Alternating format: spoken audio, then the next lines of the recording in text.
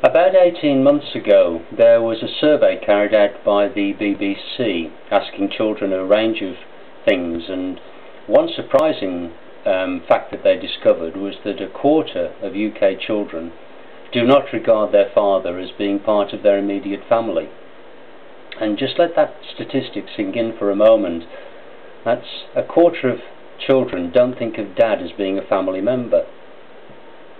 Are you one of those fathers? It's quite possible that there are some fathers who do fit the media profile of worthless men who abandon their children and their responsibilities, but I've never met one. And all the research that I've looked at shows that fathers are being pushed out of their family, not walking away from them. Have you been excluded from involvement in the lives of your children? It's generally fathers, but sometimes it happens to mums as well, or perhaps you're a grandparent who doesn't get to see your grandchildren, or an aunt or an uncle. Because when dad doesn't get to see his children, the children don't just miss out on their dad, they miss out on the whole of that half of their extended family.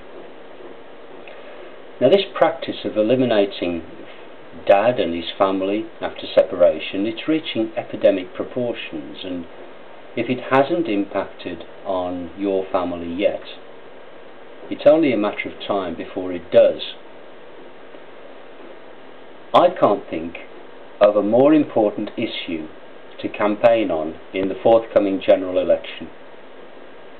The economy, crime or immigration, these pale into insignificance compared to losing your children.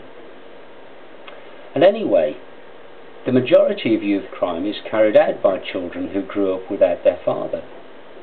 And then there's the additional cost that fatherless children bring to the health service, to the criminal justice system, to the educational system.